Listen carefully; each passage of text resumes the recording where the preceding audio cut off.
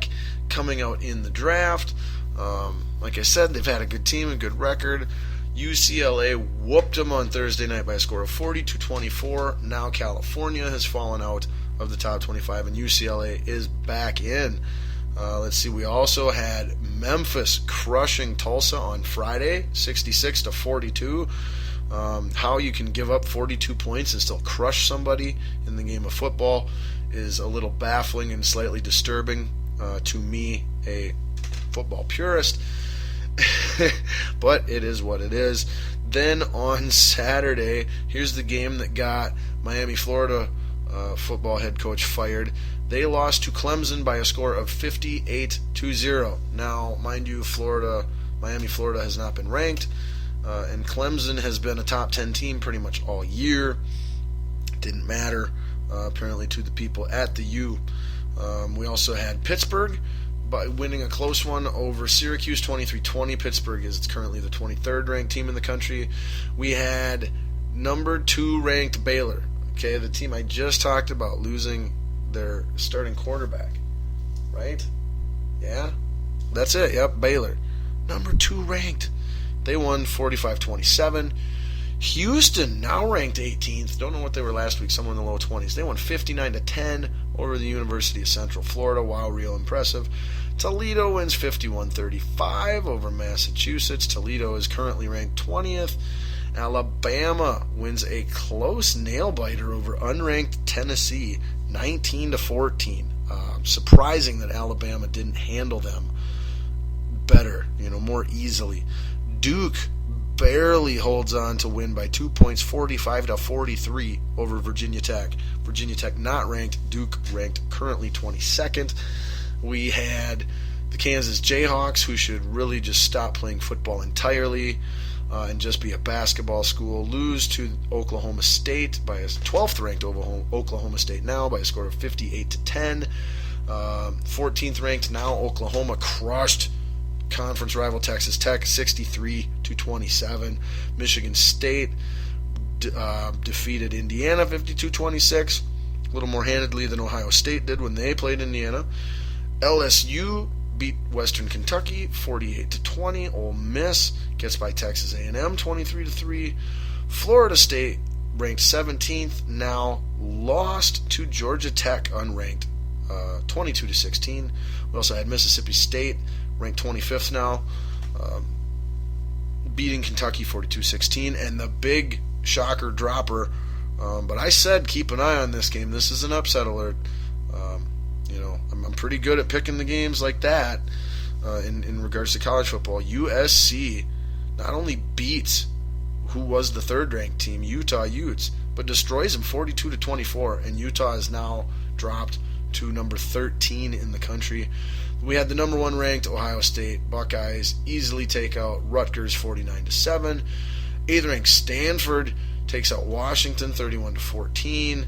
And then everybody else was everybody else. Nothing of too much interest. Northwestern squeaks by Nebraska 30-28. In Big Ten action, Arkansas gets by Auburn in an SEC barn burner 54-46. Looking on the number there. Oh, we got BYU. Sheesh, puts up 70 on Wagner. Whoever the heck Wagner is. Wagner managed 6 points. Good for you guys. We had Wisconsin beat the Fighting Illini 24-13, and more Big Ten action, as well as Penn State beating the Maryland Terps 31-30. Washington State beat Arizona 45-42. Man, I was off on that one. I thought Arizona was going to be good. They are not. Boise State got back to winning. They beat Wyoming 34-14. All right. So now let's quickly give you some of the notable games coming up this week. Tomorrow night we've got 23rd ranked Pittsburgh hosting North Carolina at 6 o'clock. I believe that could actually be a very good game. Don't be surprised if there's an upset there. Also, we got West Virginia going up against 5th ranked TCU at 6:30. 5th ranked team in action. That's worth watching. West Virginia's no slouch either. Don't be surprised if that one's closer than you expect. And then in the late game Thursday night, we got the underachieving formerly overrated Oregon Ducks taking on the also underachieving, formerly overrated Arizona State Sun Devils in the 9:30 night game. That should be a good game. Both of those teams need a win. One of them is going to get it. I'm hoping it's the Sun Devils. Let's see. Friday, any good games? Not really, no. Maybe Wyoming, Utah State, if you're into that for some inexplicably insane reason. Saturday's games, we got 19th ranked Ole Miss, SEC battle against unranked Auburn. Don't be surprised if Auburn wins that game. Or if at least nothing else, it's a close, great game. We've also got Syracuse taking on 17th ranked Florida State. That shouldn't be very good. Nope. That one, 11th ranked Florida versus unranked Georgia. Georgia, super underachieving team this year that was supposed to be great. Had some hiccups. Now they're unranked. Still tons of talent, though. And Florida is reeling a little bit with injury. So don't be surprised if Georgia-Florida is close. I'm not necessarily picking the upset, but it wouldn't shock me that much either in that one. Clemson, NC State, no way. Oak, no. OK State, no. Iowa, no. They're 10th ranked. Iowa is, and they'll stay that way. Playing Maryland, they shouldn't lose that. Duke, 22 ranked Duke versus the University of Miami, Florida, who's unranked but now has a new coach. That might be interesting.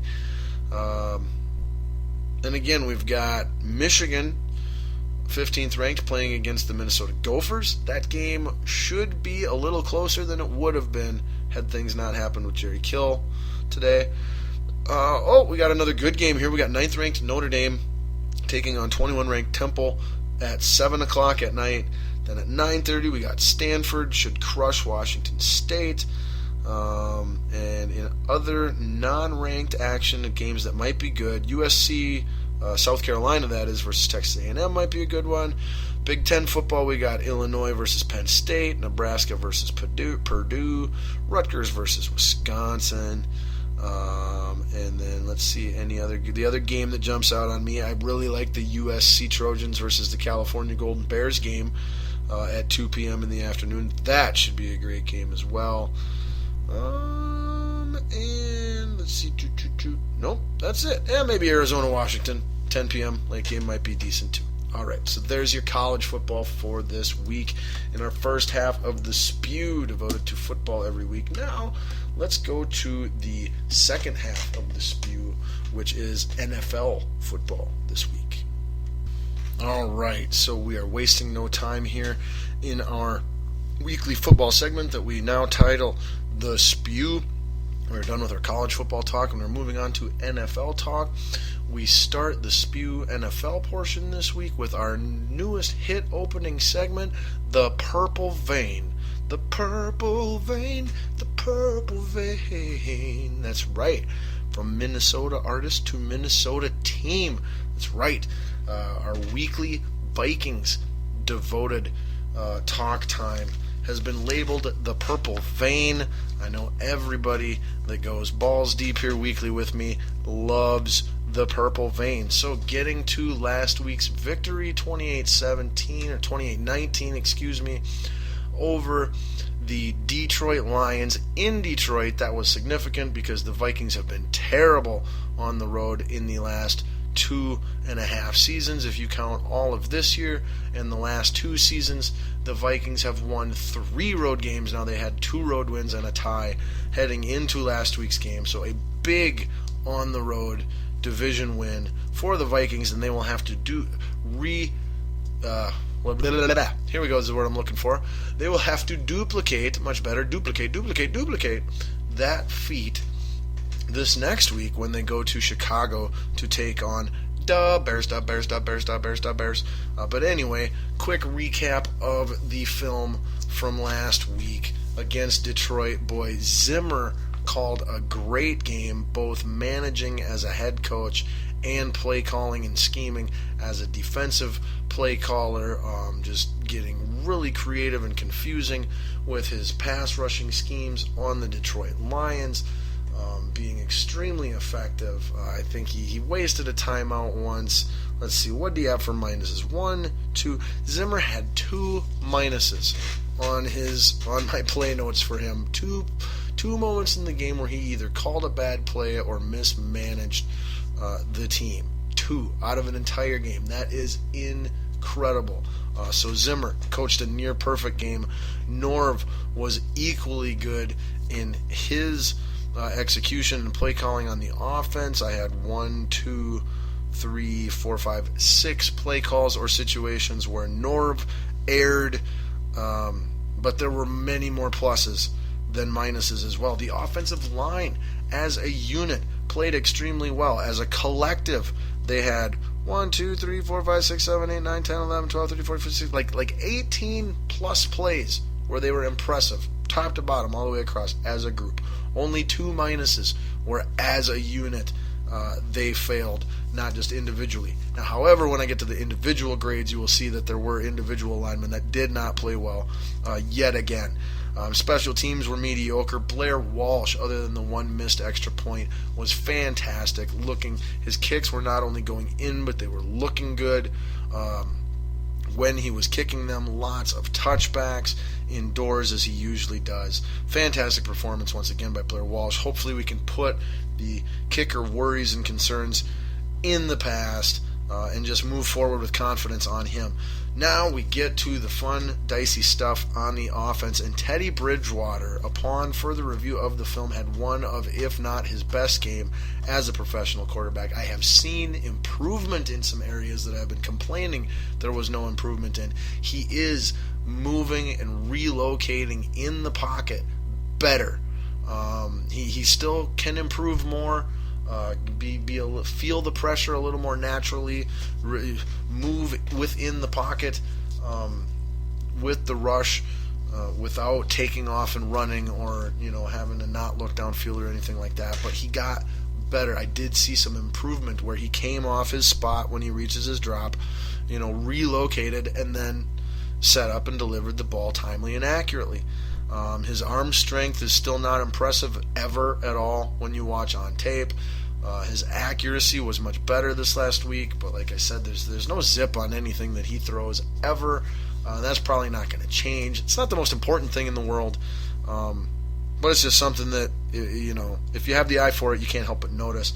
But his decision making was much better. Just all around a much better game for Teddy. Still plenty of minuses and things he can work on here on my report card, but this is probably the first time I've had a game picking him apart all year where there were more pluses than minuses, and it wasn't close. Zach Line had 2 pluses to 2 minuses, 1 big pass play. That was a great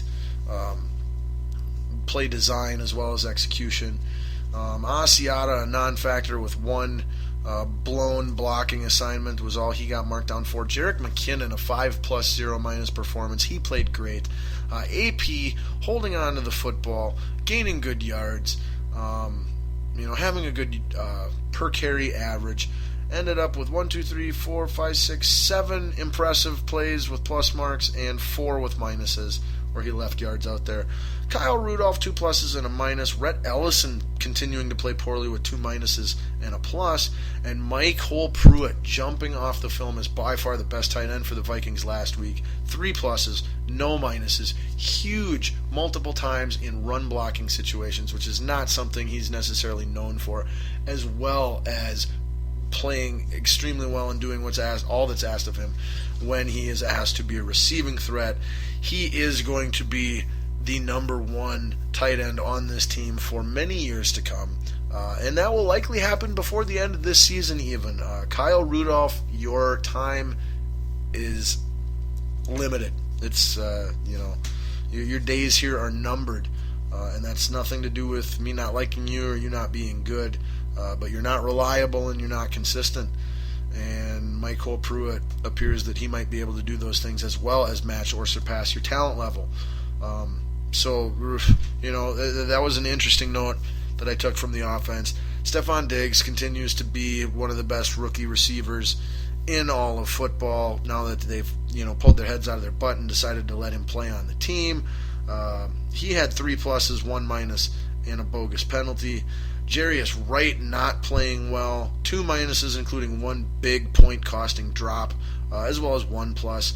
Charles Johnson back from injury, non-factor, 1-, no pluses. Mike Wallace, not